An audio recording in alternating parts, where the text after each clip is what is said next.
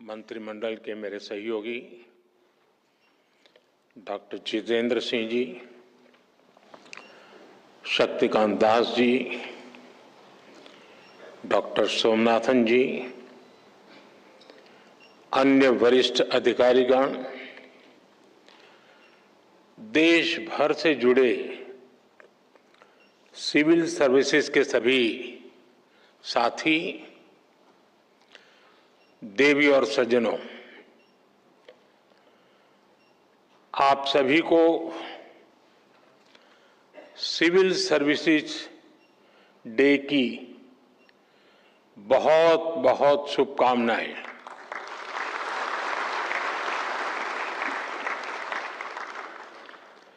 इस बार का civil service day कई वजहों से बहुत विशेष है। इस साल हम अपने संविधान का 75वां वर्ष मना रहे हैं और ये सरदार वल्लभ भाई पटेल जी की 150वीं जयंती का भी साल है। 21 अप्रैल 1947 को सरदार वल्लभ भाई पटेल ने आप सभी को स्टील फ्रेम ऑफ इंडिया कहा था। उन्होंने स्वतंत्र भारत की ब्यूरोक्रेसी की नई मर्यादाएं तय की थी। एक ऐसा सिविल सर्वेंट जो राष्ट्र की सेवा को अपना सर्वोत्तम कर्तव्य माने, जो लोकतांत्रिक तरीके से प्रशासन चलाए, जो ईमानदारी से, अनुशासन से, समर्पण से भरा हुआ हो, जो देश के लक्ष्यों के लिए दिन रात काम करे। आज जब हम विकसित भारत बनाने के संकल्प के साथ आगे बढ़ रहे हैं, तो सरदार वल्लभ भाई पटेल की ये बातें और ज्यादा प्रासंगिक हो जाती हैं। मैं आज सरदार साहब के विजन को नमन करता हूं और उनको भावभीनी श्रद्धांजलि भी देता हूं। साथियों, कुछ समय पहले मैंने लाल किले से कहा था कि आज के भारत को आने वाले 1000 साल की नींव को मजबूत करना है। एक हिसाब से देखें तो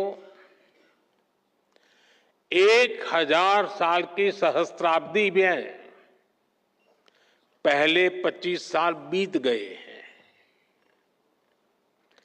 ये नई शताब्दी का 25वां साल है और नए मिलेनियम यानी नई सहस्त्राब्दी का भी 25वां साल है। हम आज जिन नीतियों पर काम कर रहे हैं, जो निर्णय ले रहे हैं, वो 1000 साल का भविष्य तय करने वाले हैं। हमारे शास्त्रों में कहा गया है, यथा ही एकेन चक्रेण नरथस्य गति ही भवेत् एवं पुरुष कौर्ण बिना दैवम न सिद्ध्यति। यानी जैसे एक चक्र से रथ नहीं चल सकता है, उसी प्रकार बिना मेहनत के सिर्फ भाग्य के भरोसे सफलता नहीं मिलती। विकसित भारत के हमारे लक्ष्य की प्राप्ति के लिए भी विकास रथ के हर चक्र को मिलकर चलना है, दृढ़ प्रतिज्ञ होकर हर दिन, हर क्षण इस लक्ष्य के लिए काम करना है, लक्ष्य को प्राप्त करने के लिए जीना है, जिंदगी खपानी है। साथियों, आज हम पूरी दुनिया को तेज गति से बदलते हुए देख रहे हैं। अपने परिवार में भी आप देखते होंगे कि परिवार में अगर 10-15 साल का बच्चा है और जब उससे बात करते हैं तो आप फील करते हैं आप आउटडेटेड हैं। ये इसलिए होता है क्योंकि समय बहुत तेजी से बदल रहा है। हर 2-3 साल में गैजेट्स कैसे बदल रहे हैं, कुछ समझे सीखे उसके पहले नया आ जाता है। हमारे छोटे छोटे बच्चे इन तेज बदलावों के साथ बड़े हो रहे हैं। हमारी ब्यूरोक्रेसी, हमारा कामकाज, हमारी पॉलिसी मेकिंग भी पुराने ढर्रे पर नहीं चल सकती। इसलिए 2014 के बाद से देश में व्यवस्था परिवर्तन का एक बहुत बड़ा महायज्ञ शुरू हुआ है। हम इस तेज स्पीड के साथ खुद को तेजी से ढाल रहे हैं। आज भारत की एस्पिरेशनल सोसाइटी, भारत के युवा, भारत के किसान, भारत की महिलाएं, उनके सपनों की उड़ान आज जिस ऊंचाई पर है वो वाकई अभूतपूर्व है। इन अभूतपूर्व आकांक्षाओं की पूर्ति के लिए अभूतपूर्व गति भी आवश्यक है। आने वाले वर्षों में भारत कितने ही बड़े बड़े पड़ावों से गुजरेगा। एनर्जी सिक्योरिटी से जुड़े लक्ष्य, क्लीन एनर्जी से जुड़े लक्ष्य, स्पोर्ट्स से लेकर के स्पेस को लेकर, यानी ऐसे अनेक नए लक्ष्य हर सेक्टर में देश का परचम और नई ऊंचाइयों पर लहराना है। और ये जब मैं बात करता हूं तब, और देश जब सोचता है तब, हर किसी की नजर आप पर है, भरोसा आप पर है, बहुत बड़ा दायित्व आप सब मेरे साथियों पर है।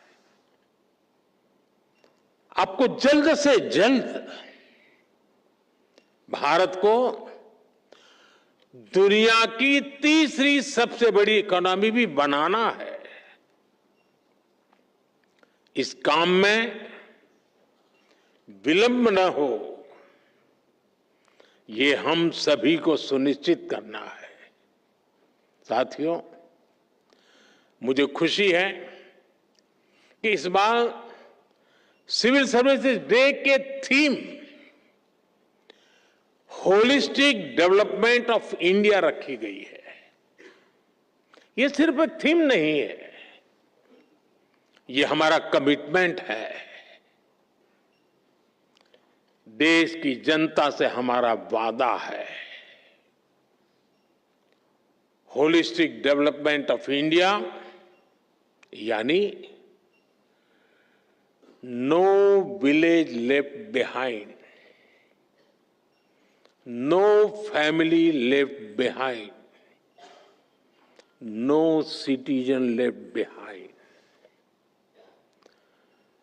असल प्रगति का मतलब छोटे बदलाव नहीं, बल्कि फुल स्केल इंपैक्ट होता है। हर घर में क्लीन वाटर, हर बच्चे को क्वालिटी एजुकेशन, हर एंटरप्रेन्योर को फाइनेंशियल एक्सेस और हर गांव को डिजिटल इकोनॉमी का लाभ। ऐसी ही बातें हैं जो होलिस्टिक डेवलपमेंट, मैं मानता हूं, क्वालिटी इन गवर्नेंस सिर्फ स्कीम्स लॉन्च करने से नहीं आती, बल्कि क्वालिटी इन गवर्नेंस इससे तय होती है कि वो स्कीम कितनी गहराई तक जनता के बीच पहुंची और उसका कितना रियल इंपैक्ट हुआ।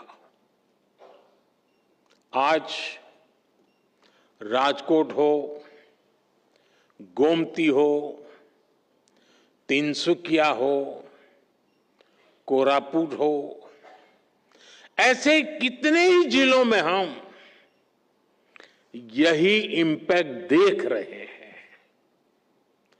स्कूल में अटेंडेंस बढ़ाने से लेकर सोलर पावर तक अनेक जिलों ने बहुत अच्छा काम किया और जो तय किया वो पूरा करके दिखाया, और उसमें से कई जिलों को आज पुरस्कार दिया गया है। मैं इन सभी जिलों और योजनाओं से जुड़े साथियों को भी आज विशेष बधाई देता हूं।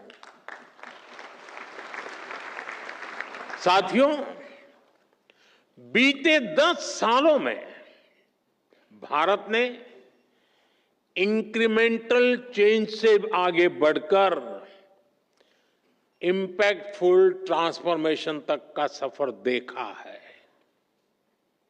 आज भारत का governance model next generation reform पर फोकस कर रहा है। हम टेक्नोलॉजी और इनोवेशन और इनोवेटिव प्रैक्टिसेस के जरिए सरकार और नागरिकों के बीच की दूरी समाप्त कर रहे हैं। इसका इंपैक्ट ग्रामीण और शहरी क्षेत्रों के साथ साथ दूर दराज के इलाकों में भी दिख रहा है। आपसे एस्पिरेशनल डिस्ट्रिक्ट की कई बार चर्चा हुई है, लेकिन एस्पिरेशनल ब्लॉक्स की सफलता भी उतनी ही शानदार है। आप जानते हैं, ये प्रोग्राम 2 साल पहले जनवरी 2023 में लॉन्च हुआ था। सिर्फ 2 साल में इन ब्लॉक्स ने जो बदलाव दिखाए हैं वो अभूतपूर्व है। इन ब्लॉक्स में हेल्थ, न्यूट्रिशन, सोशल डेवलपमेंट और बेसिक इंफ्रास्ट्रक्चर के कई इंडिकेटर्स में शानदार प्रगति हुई है और कुछ स्थान पर तो राज्य की एवरेज से भी आगे निकल गए हैं। राजस्थान के टोंक जिले के पीपलू ब्लॉक में 2 साल पहले आंगनवाड़ी सेंटर्स में बच्चों की मेजरमेंट एफिशिएंसी सिर्फ 20% थी।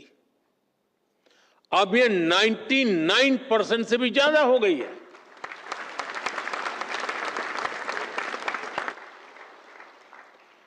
बिहार के भागलपुर में जगदीशपुर ब्लॉक है। वहां पहली तिमाही में ही गर्भवती महिलाओं का रजिस्ट्रेशन पहले सिर्फ 25% था, अब ये बढ़कर 90% से ज्यादा हो गया है। जम्मू कश्मीर के मारवाह ब्लॉक में इंस्टीट्यूशनल डिलीवरी की पहले 30% थी, जो बढ़कर के 100% हो चुकी हैं। झारखंड के गुरडी ब्लॉक में नल से जल का कनेक्शन 18% से बढ़कर के 100% हो गया है। ये सिर्फ आंकड़े नहीं है, ये लास्ट माइल डिलीवरी के हमारे संकल्प की सिद्धि को दिखाता है। ये दिखाते हैं कि सही इंटेंट, सही प्लानिंग और सही एग्जीक्यूशन से दूर दराज के हिस्सों में भी इच्छित परिवर्तन संभव है। साथियों, पिछले 10 सालों में भारत ने कई ट्रांसफॉर्मेटिव बदलाव करके दिखाए हैं, उपलब्धियों की नई ऊंचाई को छुआ है। भारत आज सिर्फ ग्रोथ की वजह से नहीं जाना जा रहा, बल्कि गवर्नेंस, ट्रांसपेरेंसी और इनोवेशन के बेंचमार्क्स आज भारत सेट कर रहा है। G20 प्रेसिडेंसी भी इसका एक उदाहरण है। 60 से ज्यादा शहरों में 200 से ज्यादा मीटिंग्स, इतना बड़ा और इंक्लूसिव फुटप्रिंट G20 के इतिहास में पहली बार हुआ।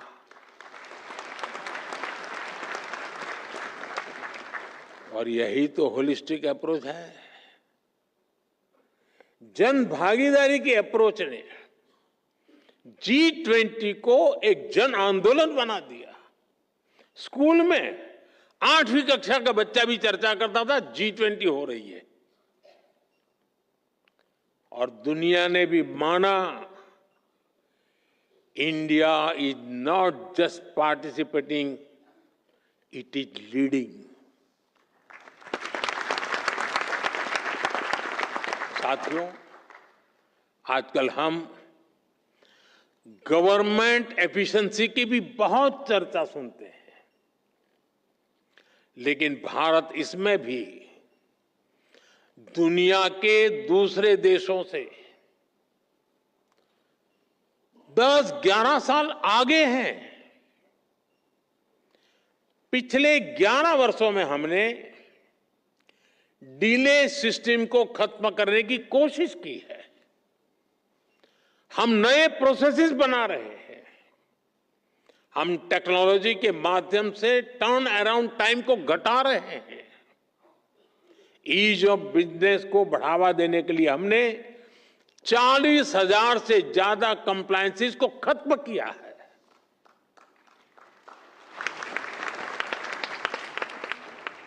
हमने 3400 से ज्यादा लीगल प्रोविजंस को भी डीक्रिमिनलाइज कर दिया है। मुझे याद है, जब हम कंप्लायंसेस का बर्डन कम करने के लिए काम कर रहे थे, जब व्यापार कारोबार के दौरान होने वाली कुछ गलतियों को डीक्रिमिनलाइज कर रहे थे, तो मेरे लिए आश्चर्य था, कुछ कोने में विरोध के स्वर भी उठा करते थे। कई लोग कहते थे, आज तक नहीं हुआ, आप क्यों कर रहे हैं, चलता है चलने दो, इससे आपको क्या फर्क पड़ता है, कंप्लायंस करने दीजिए, आप क्यों अपना काम खुद बढ़ा रहे हैं। चारों तरफ से चर्चाएं चलती थी, दबाव आते थे, लेकिन जिस लक्ष्य को प्राप्त करना था, उस लक्ष्य का दबाव इन दबावों से ज्यादा था और इसलिए हम दबावों से दबे नहीं, हम लक्ष्य के लिए चल पड़े। हम पुरानी लीक पकड़कर चलेंगे तो हमें नए परिणाम मिलना मुश्किल है। जब हम कुछ अलग करेंगे और तभी तो अलग परिणाम भी मिलेंगे। और आज इसी सोच की वजह से हमारी ease of doing business ranking में काफी सुधार हुआ है। आज दुनिया भारत में निवेश करने के लिए बहुत उत्सुक है और ये हमारा काम है कि हम अवसर जाने न दें। हमें इस अवसर का पूरा लाभ उठाना है। हमें राज्यों के स्तर पर, जिला और ब्लॉक स्तर पर रेड टेप की हर गुंजाइश को खत्म करना है। तभी आप राज्यों के स्तर पर, जिला स्तर पर अपने लक्ष्यों को प्राप्त कर पाएंगे। साथियों, पिछले 10-11 साल की देश की जो सफलताएं रही है, उन्होंने विकसित भारत की नींव को बहुत मजबूत किया है। आज देश इस मजबूत नींव पर विकसित भारत की भव्य इमारत का निर्माण शुरू कर रहा है। लेकिन निर्माण की इस प्रक्रिया में हमारे सामने चुनौतियां कम नहीं है। भारत अब दुनिया का सबसे अधिक जनसंख्या वाला देश बन चुका है। ऐसे में बेसिक सुविधाओं की सैचुरेशन हमारे लिए प्राथमिकता होनी चाहिए। आपको लास्ट माइल डिलीवरी पर हमेशा बहुत ज्यादा फोकस करते रहना है। समय के साथ देशवासियों की नीड्स और एस्पिरेशंस दोनों तेजी से बदल रही है। अब सिविल सर्विस को कंटेम्पररी चैलेंजेस के हिसाब से खुद को एडेप्ट करना होगा, तभी वो रिलेवेंट बनी रह सकती है। हमें खुद के लिए नई नई कसौटियां भी नित्य बनाते रहना होगा और हर कसौटी को पार करते रहना होगा। और सफलता की सबसे बड़ी कुंजी यही है कि खुद को चुनौती देते रहो। कल किया था वो संतोष के लिए नहीं था, कल जो पाया था वो चुनौती का कारण बनना चाहिए ताकि कल मैं उससे ज्यादा कर पाऊं। अब सिर्फ पिछली सरकारों से तुलना करके अपने काम, अपनी परफॉर्मेंस को हम तय नहीं कर सकते। मेरे पहले डिस्ट्रिक्ट में फलाने भाई थे, उन्होंने इतना किया, मैंने इतना कर दिया, जी नहीं। अब हमें अपनी कसौटी बनाना है 2047 के विकसित भारत के लक्ष्य से हम कितना दूर है, हम कहां तक पहुंचे हैं। वो हिसाब किताब का वक्त समाप्त हो चुका है। अब जहां है वहां से जहां जाना है वहां अभी कितनी दूरी बाकी है, उस दूरी को पाटने का मेरा रोड मैप क्या है, मेरी गति क्या है, और मैं औरों से जल्दी 2047 तक कैसे पहुंच करके सारे लक्ष्यों को प्राप्त कर लूं। यही हमारा सपना, यही हमारा मकसद, यही हमारा लक्ष्य होना चाहिए।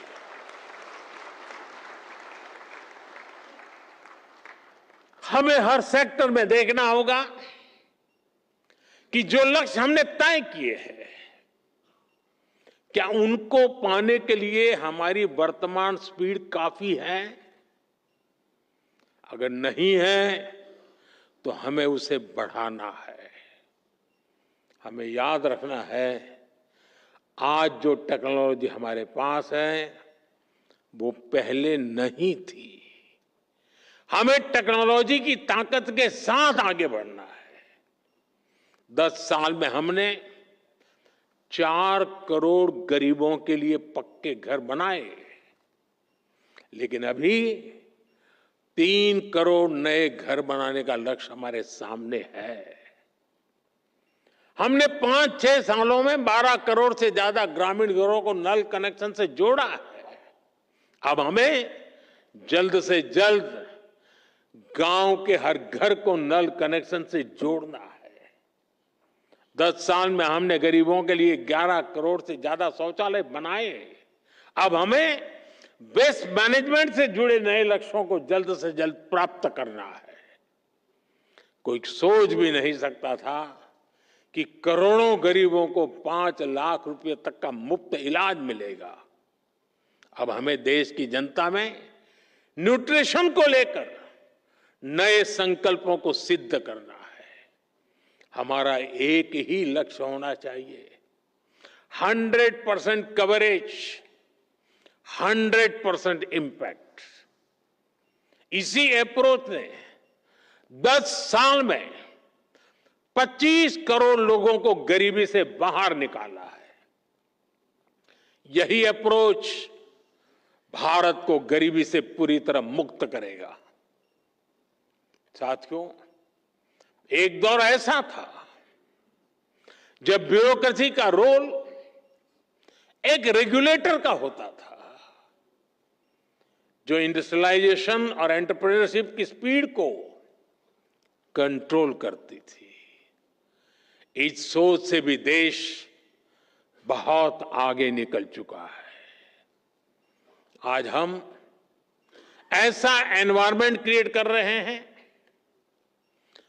जो सिटीजन में एंटरप्राइज को प्रमोट करे और उन्हें हर बैरियर को क्रॉस करने में मदद दे। इसलिए सिविल सर्विस को एनेबलर बनाना होगा, सिर्फ रूल बुक के कीपर के रूप में ही नहीं, बल्कि ग्रोथ के फैसिलिटेटर के रूप में अपना विस्तार करना होगा।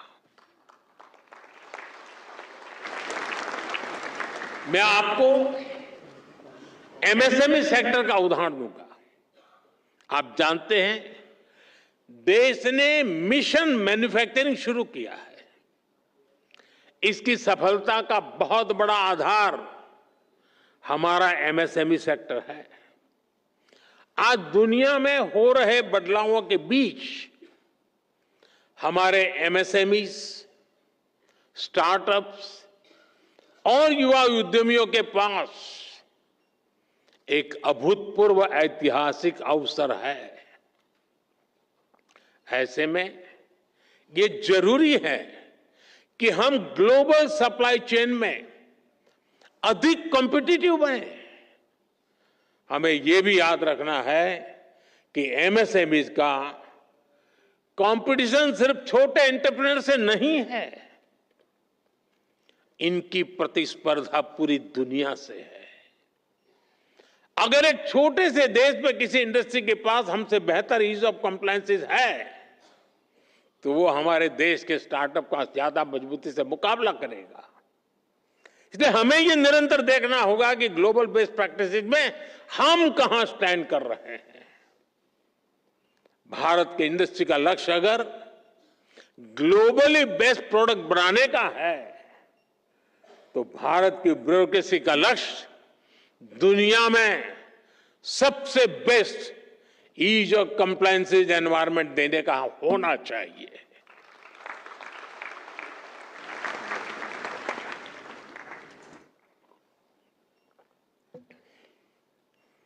साथियों, आज की टैग ड्रिवन दुनिया में सिविल सर्वेंट्स, उसको ऐसी स्किल चाहिए जो न उन्हें सिर्फ टेक्नोलॉजी समझने में मदद करे, बल्कि उसे स्मार्ट और इंक्लूसिव गवर्नेंस के लिए इस्तेमाल भी कर सके। In the age of technology, governance is not about managing systems. It is about multiplying possibilities. हमें टैक्स से भी होना पड़ेगा ताकि हर पॉलिसी और स्कीम को टेक्नोलॉजी के जरिए ज्यादा एफिशिएंट और एक्सेसिबल बनाया जा सके। हमें डाटा ड्रिवन डिसीजन मेकिंग में एक्सपर्ट बनना होगा, जिससे पॉलिसी डिजाइनिंग और इंप्लीमेंटेशन से ज्यादा एक्यूरेट कर सके। आजकल आप देख रहे हैं कि आर्टिफिशियल इंटेलिजेंस और क्वांटम फिजिक्स कितनी तेजी से विकसित हो रही है। जल्दी ही टेक्नोलॉजी के यूज में एक नया रिवॉल्यूशन आएगा। ये उस डिजिटल और इंफॉर्मेशन एज से कहीं आगे होगा जिनसे आज जिससे परिचित है उससे भी आपको फ्यूचर की टेक्नोलॉजी रिवॉल्यूशन के लिए खुद को तैयार करना होगा। पूरी सिस्टम को तैयार करने की व्यवस्था भी विकसित करनी पड़ेगी ताकि हम नागरिकों को बेस्ट सर्विस भी दे पाएं और उनके एस्पिरेशंस को भी पूरा कर सके। हमें सिविल सर्वेंट्स की क्षमता को बढ़ाना होगा ताकि हम एक फ्यूचर रेडी सिविल सर्विस तैयार कर सके। और इसलिए मिशन कर्मयोगी और civil service capacity building programme, और जिसका जिक्र हमारे कैप्सेक ने अभी किया, मैं इन दोनों को मेरे लिए वो बहुत अहम मानता हूं। साथियों, तेजी से बदलते समय में हमें ग्लोबल चैलेंजेस पर भी गहरी नजर रखनी है। आप देख रहे हैं फूड, वाटर और एनर्जी सिक्योरिटी अब भी बड़ी चुनौती बनी हुई है। विशेष रूप से ग्लोबल साउथ के लिए यह बहुत बड़ा संकट है। लंबे समय से चल रहे संघर्षों के कारण कई देशों में हालात और मुश्किल होते जा रहे हैं। इसका असर लोगों पर पड़ता है, रोजमर्रा के जीवन पर पड़ता है। डोमेस्टिक और एक्सटर्नल पहलुओं के बीच बढ़ते इंटरकनेक्शन को हमें समझना हुए हमें अपनी रीति और रीति को बदलना होगा। हमें आगे बढ़ना होगा। क्लाइमेट चेंज हो, प्राकृतिक आपदाएं हो, महामारी हो, साइबर क्राइम के खतरे हो, सभी में एक्शन के लिए भारत को 10 कदम आगे रहना ही होगा। हमें लोकल लेवल पर स्ट्रेटेजी बनानी होगी, रिजिलियंस डेवलपमेंट करनी होगी। साथियों, मैंने लाल किले से पंच प्राण की बात कही थी। विकसित भारत का संकल्प गुलामी की मानसिकता से मुक्ति, अपनी विरासत पर गर्व, एकता की शक्ति और कर्तव्यों को ईमानदारी से निभाना। आप सभी इन पंच प्राणों के प्रमुख वाहक हैं। हर बार जब आप इंटीग्रिटी को कन्वीनियंस पर, इनोवेशन को इनर्शिया पर या सर्विस को स्टेटस पर प्राथमिकता देते हैं, तब आप राष्ट्र को आगे बढ़ाते हैं। मुझे आप पर पूरा भरोसा है। वो युवा अधिकारी जो अपनी प्रोफेशनल जर्नी में कदम रख रहे हैं, आज उन सभी से मैं एक और बात कहूंगा। समाज में कोई भी ऐसा नहीं होता है जिसके जीवन में, जिसकी सफलता में सोसाइटी का, समाज का कुछ न कुछ योगदान न हो। समाज के योगदान के बिना किसी के लिए भी एक कदम भी आगे बढ़ना मुश्किल होता है। और इसलिए हर कोई अपने अपने सामर्थ्य के हिसाब से समाज को लौटाना चाहता है। आप सभी तो बहुत भाग्यशाली हैं कि आपके पास समाज को लौटाने का इतना बड़ा अवसर आपके पास है। आपको देश ने, समाज ने बहुत बड़ा मौका दिया है कि आप ज्यादा से ज्यादा समाज को लौटाएं। साथियों, ये वक्त सिविल सर्वेंट्स के रिफॉर्म को री इमेजिन करने का है। हमें रिफॉर्म्स की पेस बढ़ानी है, स्केल भी बढ़ानी है। इंफ्रास्ट्रक्चर हो, रिन्यूएबल एनर्जी के लक्ष्य हो, इंटरनल सिक्योरिटी की बात हो, करप्शन को खत्म करने का हमारा मिशन हो, सोशल वेलफेयर स्कीम्स हो, ओलंपिक्स से जुड़े, स्पोर्ट्स से जुड़े लक्ष्य हो, हर सेक्टर में हमें नए रिफॉर्म्स करने हैं। हमने अब तक जितना अचीव किया है, अब उससे भी कई गुना ज्यादा हासिल करके दिखाना है। और इन सब के बीच हम सबको हमेशा हमेशा एक बात याद रखनी है, no matter how technology driven the world becomes, we should never forget the importance of human judgement.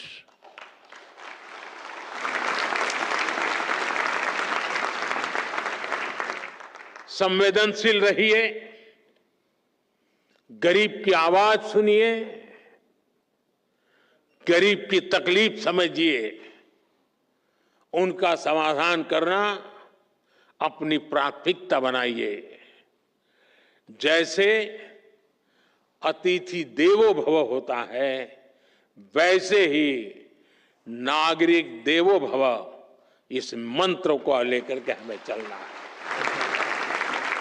आपको सिर्फ भारत के सिविल सर्वेंट्स के रूप में ही नहीं, विकसित भारत के शिल्पकार के रूप में अपने दायित्व के लिए तैयार करना है। वो एक वक्त था, आप सिविल सर्वेंट बने, सिविल सर्वेंट के रूप में आगे बढ़े, और आज भी सिविल सर्वेंट के रूप में सेवा कर रहे हैं। लेकिन अब वक्त बदल चुका है साथियों। मैं जिस रूप में आने वाले भारत को देख रहा हूं, जिन सपनों को मैं हिंदुस्तान के 140 करोड़ देशवासियों की आंखों में देख रहा हूं, और इसलिए मैं अब कह रहा हूं कि आप सिर्फ सिविल सर्वेंट नहीं हैं, आप नए भारत के शिल्पकार हैं।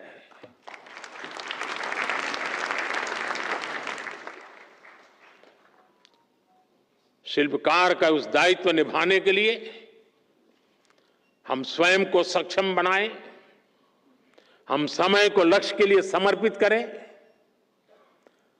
हर सामान्य व्यक्ति के सपनों को खुद के सपने बना करके जिए। आप देखिए, विकसित भारत आपकी आंखों के सामने आप देख पाएंगे।